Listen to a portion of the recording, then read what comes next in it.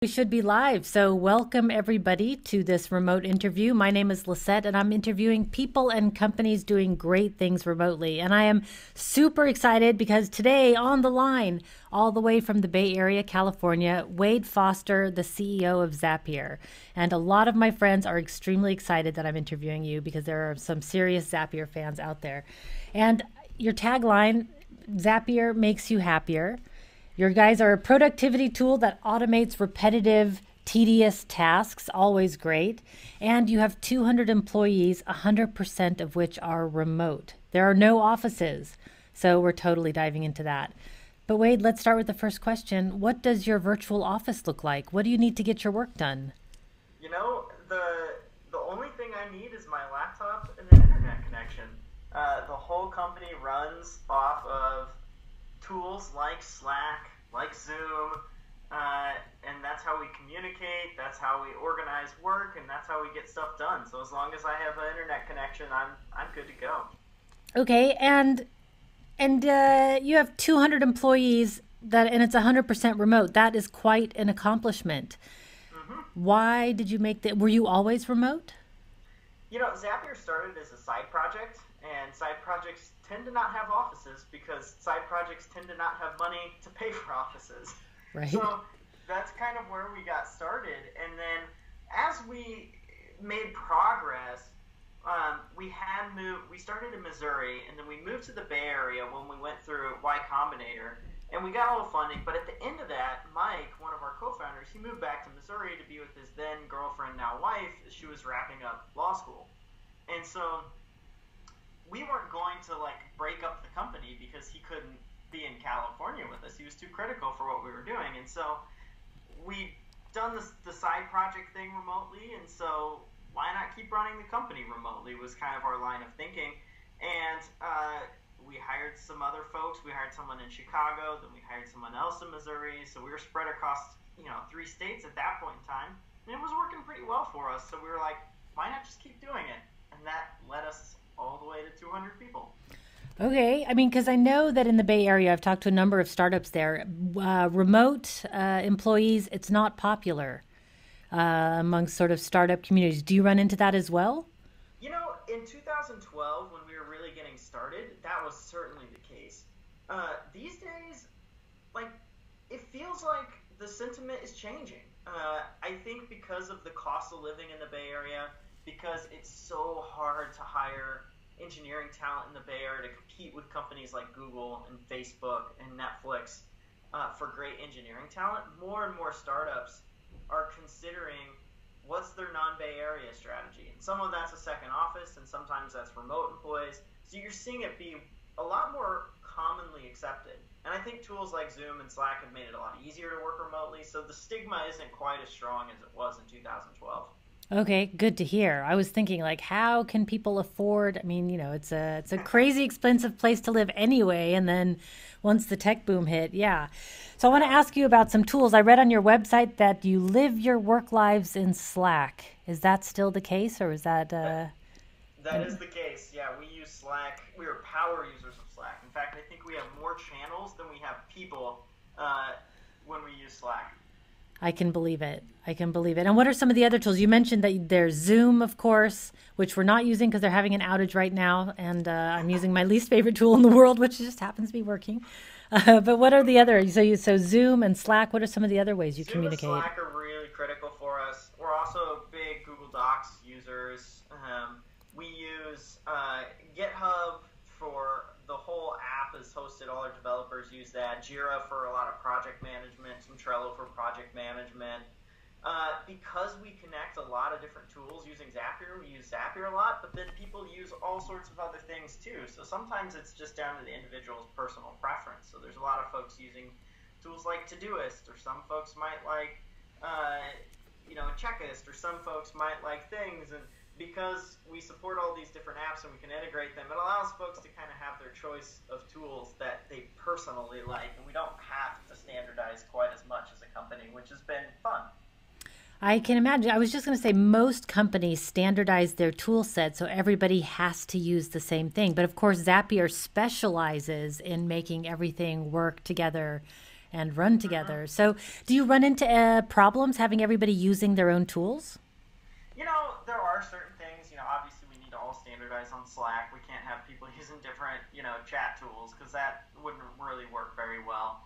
But things like project management tools or like very personal toolkits like your to-do app. Whatever you personally use for to-do app, go for it. Like, whatever keeps you productive, makes you happy, there's no problems with that.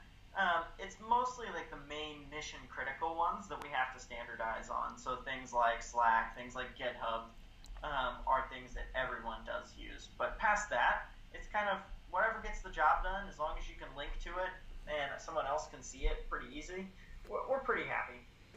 Okay. And what are some of the challenges that you guys face with remote working? It can't be all, clearly it works because it's a very successful company, but it can't be all roses. So if you don't mind sharing some of the, what's hard? I think it requires a certain amount of discipline, particularly around communication and documentation. Not all companies are used to documenting their decisions and documenting their projects works diligently. When you can go tap someone on the shoulder and say, hey, remind me what we were talking about yesterday. Did we decide on X or Y? You kind of have that luxury in an office to kind of do that a little easier. There's not as high a burden or cost to doing that. In a remote company, when you got folks all over the globe, you really need to be diligent about writing down, hey, we decided X. You put it in a public place in the company, transparent, and that keeps everybody on the same page. And then your communication, you have to make sure that you kind of don't retreat into your cave and not communicate with the other 200 people you work with. You need to make sure that you are talking about the work, talking about when you get roadblocked, asking for help when you need help. So you kind of have to break out of your shyness shell a little bit to make sure that you're collaborating with your teammates. And so that requires some discipline. So I think the biggest challenge is that you got to build those good work habits, those habits that help you stay productive. And if you do that, then it works great.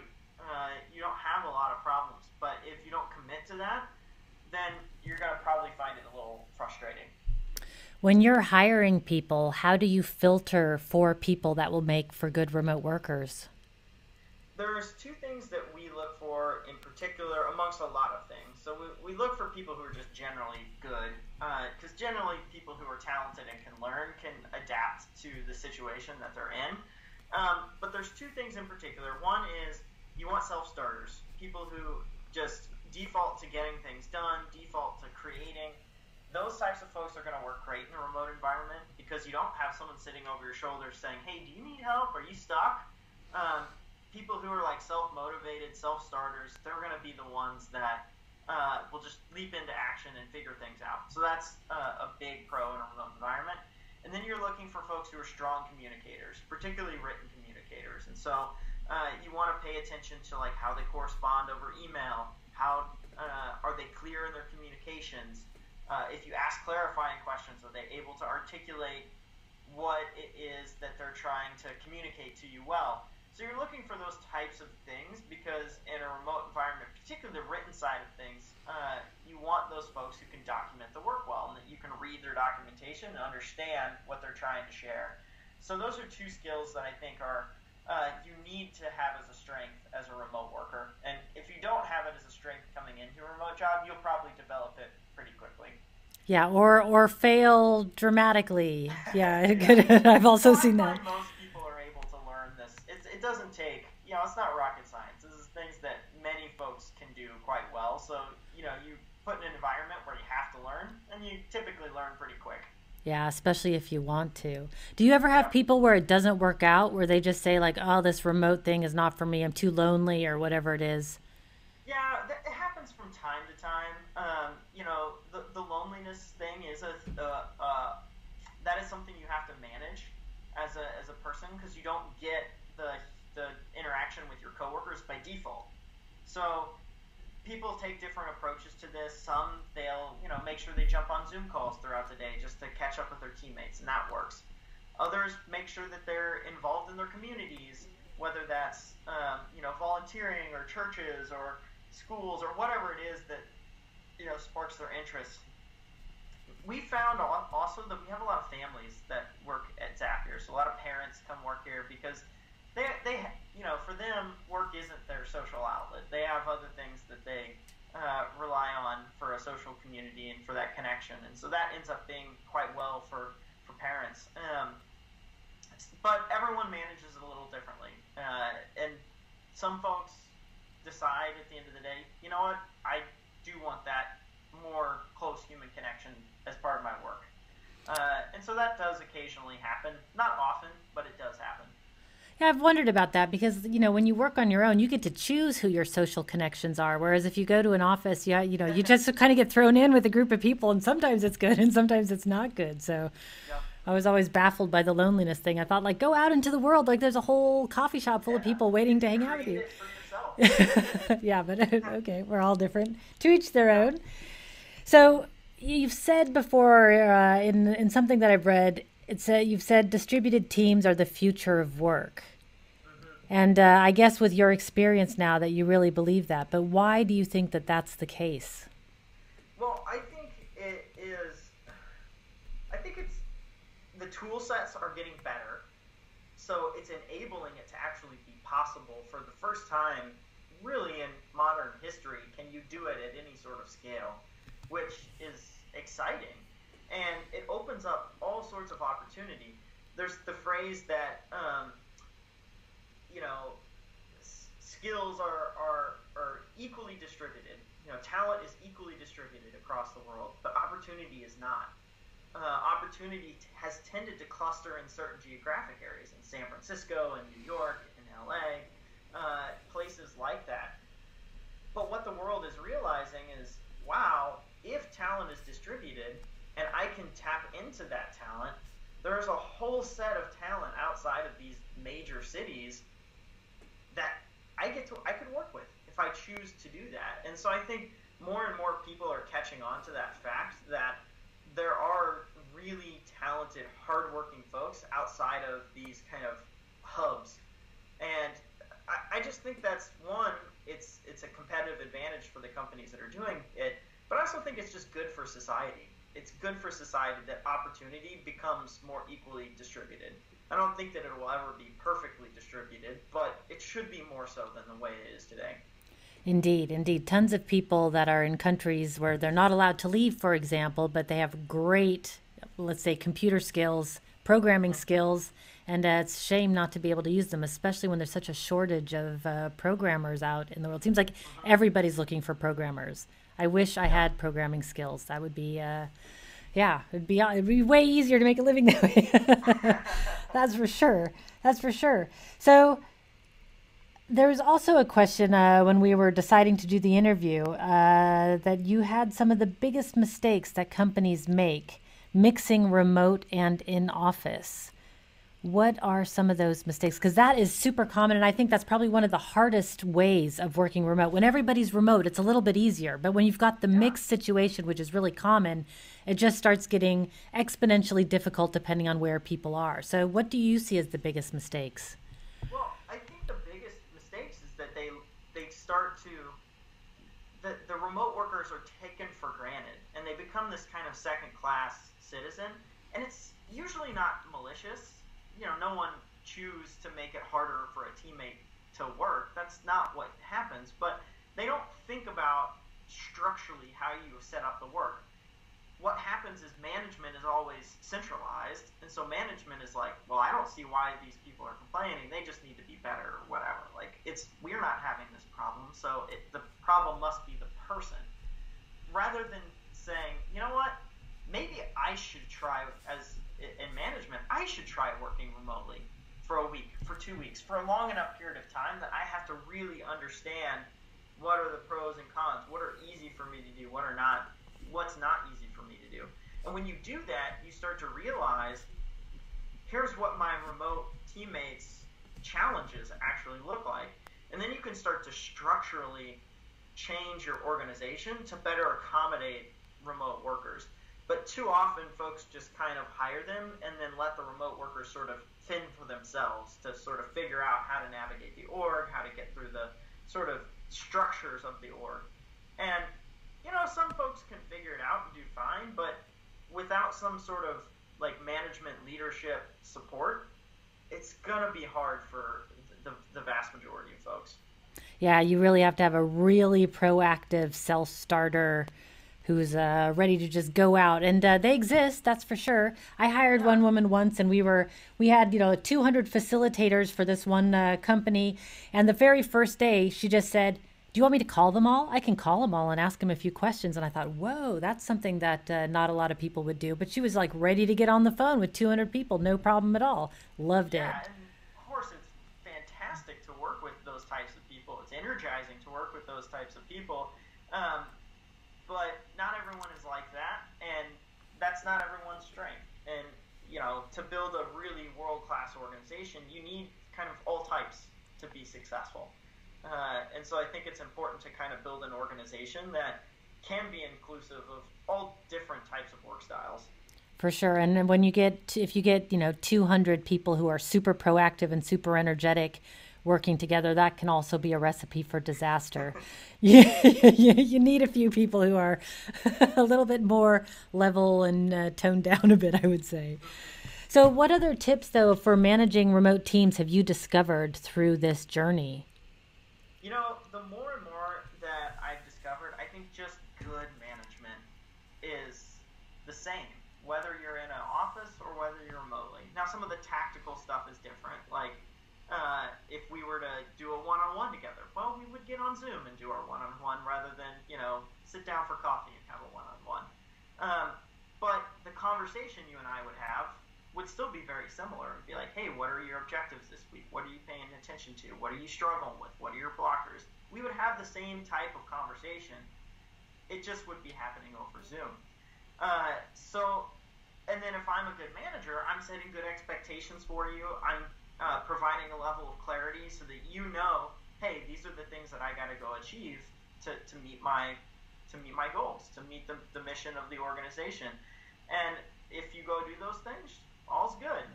If you don't, I'm going to ask, hey, what's going on? What's struggling? And so a lot of those skill sets are things you would do in an office. It's things you should do remotely. I think the power of remote work is that it kind of tears down the facade of what good management might be. A lot of folks think good management is walking in and surveying the people sitting in the chairs across the office and going like, haha, I built this and I am a good manager, and I smiled at my people at lunch, and so I must be a good manager. But that's not what good management is. Good management is setting clear expectations, coaching and mentoring. It's aligning the organization's goals, and then measuring the progress over time. And if you do that in an office, you can do that remotely. It doesn't matter where you do that. And I think remotely, it really crystallizes that that's what your job is. And so you have to kind of do that. Right. Being the go-lucky fun person or fun manager serving at the office it doesn't go very far remote.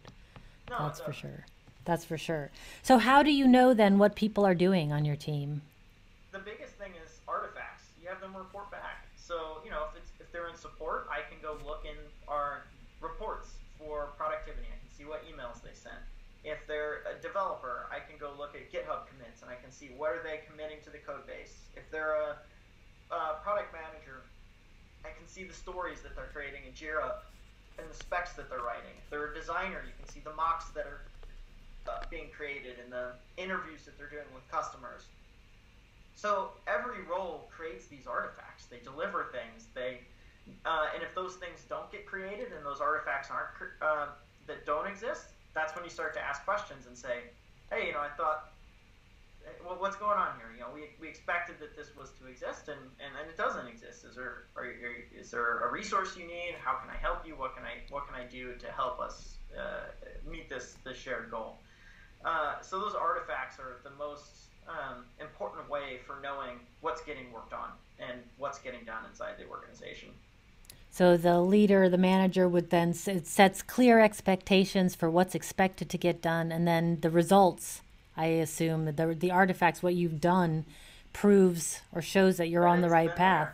Right. Yeah. And in a way, it seems like a much better productivity measurement than hours spent in a seat at the office. Like, are you there from 9 to 5, or did you get your work done? It seems like, and the motivation is in a better place. But, okay, but I digress, and I'm very biased, of course. But what I'm curious is how do you handle conflict on your team when it comes up? Is there a certain procedure that you guys have in place, or what happens? You know, I think again, conflict management. I think it is very similar as in an office. If you're having a tough time with somebody, you should go talk to them directly. You should say, "Hey, when you do these things, this makes it tough for me," or when you do these types of behaviors, it makes it hard for this project to get done in this way. Um, is there something we could do differently here, right? You like to address this stuff head on. Now, the tendency I found in a remote company is culturally, because you can't see the person and it's harder to read body language sometimes. Sometimes people will have the tendency to sweep stuff under the rug a little. And so you really have to, as an organization, practice this a little bit. So as part of onboarding, I teach a course on how to give feedback to help people get more comfortable. We actually have a very stylistic way that we give feedback, so folks know that it's, hey, this is Zapier style feedback. It's not a scary thing. It's just a normal part of how we run this organization. It's not something to be feared. It's something to be grateful for, because feedback helps make us better at our jobs. And so that's one thing we've done to try and help folks bridge conflict, because conflict is going to come up. It happens in any sort of workplace, and you need tools to help you address it. And unfortunately, most of us, certainly I know myself, we don't get trained in conflict management. There's not I didn't have a high school course that was like how to deal with conflict. So what ends up happening is you kind of just develop your own tips and tricks based on your interaction with your family or your interaction with a sports team or whatever. And who knows if that's actually a good way to deal with conflict or not. Many of our families don't deal with conflict in very healthy ways. And so I think it's important that organizations help teach folks their style of handling conflict. And what is your style of feedback? So we use what's called a observational method. So it's based on what did you actually see happen. So for example, I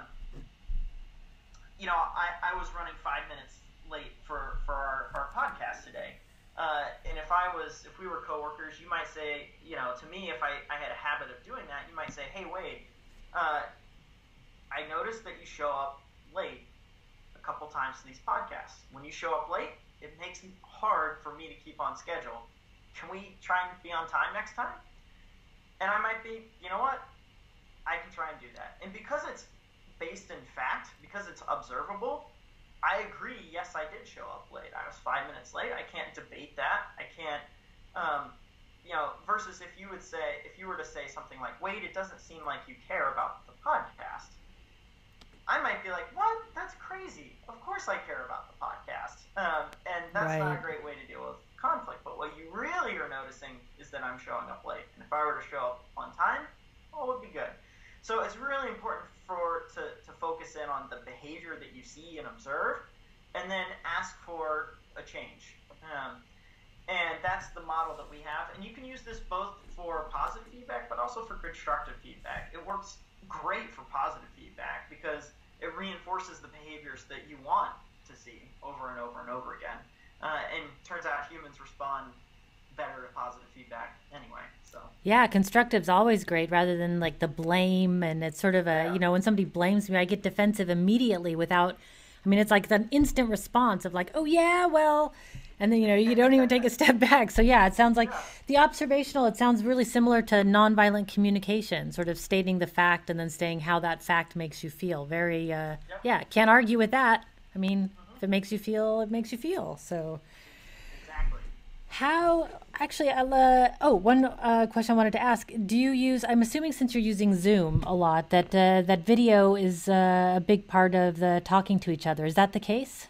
Yeah, definitely so. I think you want to make sure to have have this kind of FaceTime with your teammates. I think it's super critical to just building relationship, building a bond. Are there people that refuse to turn the video on? There's some folks who are a little nervous, but because it's such a cultural norm at Zapier to have video on, it's pretty rare to have it turned on. Maybe in like a really big meeting, like we do our all hands where it'll have like over 100 people in it, and it's mostly like a presentation by a couple people to everyone else. So the people who are listening might turn their video off and, multitask on a few things while that's happening. But if it's an actual meeting between me and you, like, of course we'll have the video on. Or if it's me and the small team, of course we'll have the video on because we want to see each other and talk to each other. You say of course, but there's a lot of companies out there, a lot of people out there who don't like video. It makes them feel shy, or I'm not sure what they want to be in their pajamas. And I always just say, like, put on a shirt, like stay in your pajamas and put on a shirt. Like, how hard is that? Okay. Yeah, I really find the seeing people is really important. So it's nice to hear that that's a norm. And then the other question that I wanted to ask was about alignment. How do you guys stay aligned as a company? I mean, 200 people is a lot for any company, and but alignment is always an issue that people ask about. So what do you guys do to keep that alignment? I wouldn't say that this is a strength of ours yet. I think we have some improvements to try and make on this. One of the things we started doing last year that's helped us is using OKRs, objectives and key results, as a company across our organization. So we started using as an executive team in the middle of last year, and now we're rolling it out this quarter to the whole company. And we're starting to see teams talking to each other in ways that help build that alignment. They say, hey, I noticed that your goal is this, like we kind of have a similar goal. How can we merge our efforts? Or, hey, I have this goal and I noticed, and I was counting on your help, but I noticed you have a totally different goal. So what should we do? Like, we need to resolve that sort of conflict there, that I have a goal that depends on you, but you're planning to do a totally different thing. So we're hoping that this OKRs, as we scale it out, will help us build more and more alignment between our teams as we grow. Yeah, I can imagine. I mean, it's a hard question for any company, especially as soon as you get after, I don't know, 25 people. I would say even it starts to be an issue in terms of keeping track of what everybody's doing. Yeah, I would absolutely agree with that. Yeah, I think everybody. If there's a silver bullet out there, let me know. I'm always looking. So now I read this really great article about your company and some team building activity that you've done, which is this virtual dance party. And so I work for a team. I'm the remote office manager in my side job for a company called Happy Melly, or Management 3.0 is what it's called now. And we actually do virtual dance parties in a different way. So I was really interested in hearing about what you guys did, which was, I mean, the way that we did it was we all get on Zoom, one person's the DJ, and the rest of us get up and boogie. Like we actually just like all dance together. And I close the curtain so my neighbors don't see me. And all of that. But you guys did it differently. You guys recorded, everybody recorded GIFs of each other, and then you sort of made a montage. Who came up with that idea? This was one of our customer champions. She came up with this idea on a Friday afternoon, and it kind of just took off. Like, people were like, oh, this is fun. Like, this is, I don't know, it's a slow Friday afternoon, and everyone kind of just jumped in and, recorded a little bit about themselves. I think the recording thing worked well for us because of coming back to the video conversation where people are a little shy on video. Sometimes you spend a double shy when you're live dancing.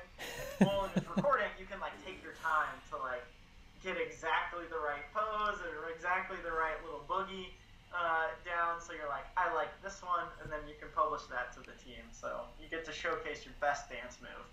Love it. Yeah, I loved it. I think you've inspired a number of different teams to do the same thing, because the live dancing in front of people was just a little bit too intimidating. It takes a special team to be able to pull that off. But the GIFs is really a great idea.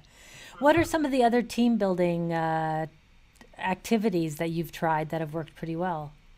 We do these weekly pair chats where for the longest time it was a bot in Slack would randomly pair you with somebody else, and you would get on Zoom and you would just talk about whatever, super informal. We've now expanded them to 3 people or 4 people chats, so it's a little group chat. You can talk about, again, super informal. You can talk about whatever. It can be work, can be personal, but it's a way just to build relationships and build bonds between the team. So that one's worked well. And then on the more extreme end, we do big company retreats as well. So twice a year, we fly everyone into a central location. We spend the week working together. We'll often do some fun group activities a little outside of work as well to kind of explore the city that we travel to. And those really help build a lot of bonds as well, too, that help in the workplace. Yeah, I used to be a big fan of doing everything virtual. And then our team got together for the first time after 5 years. And one night out on the town in Lisbon, dancing and drinking together. I mean, it was we weren't the same team after that night. It was a much more close-knit, like intense team. It was. I became a fan of meeting in person, I gotta say. Totally. I am as big of an advocate for remote distributed work as you will find. But being in person a little bit of the time is super, super helpful. Yeah, it's just not the same to share a big plate of nachos and a beer over Zoom as it is in person. It's just you can't replicate it yet, but maybe when holograms become... Maybe someday, right? Yeah, holograms are right around the corner. We'll see. Yeah. So I promised you it'd be 25 minutes, and I went over already. Darn, but it's so interesting, of course, to talk to you. But final question, second to final question. Advice for people who are just starting out. What would you tell them if they're just starting out, either as a company or as an individual worker? What tip would you give? You know, I think a lot of folks wait until they feel like they have it all put together, and they shouldn't. Nobody has it all put together when they first start out. So just start. Whatever it is that you want to do, just start trying to do that thing. Meet other people who are trying to do that thing, and practice it.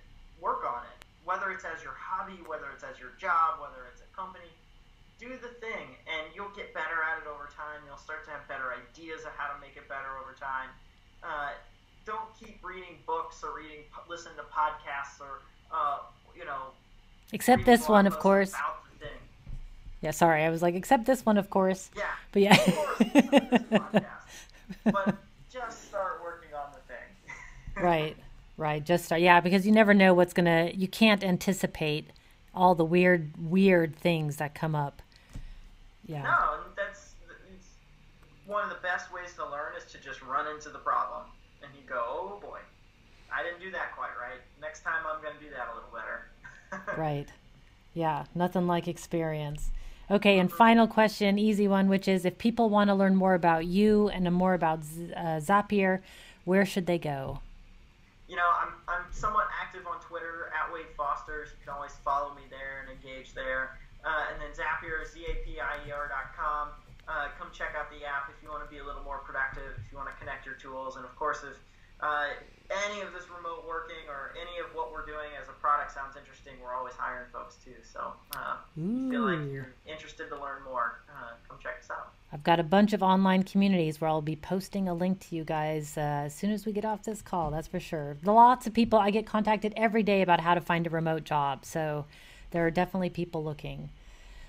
Wade, thank you so much for your time today. I'm glad we were able to make this work, even if we did have to use Skype to do the recording. Let's just cross our fingers that it's all going to work out.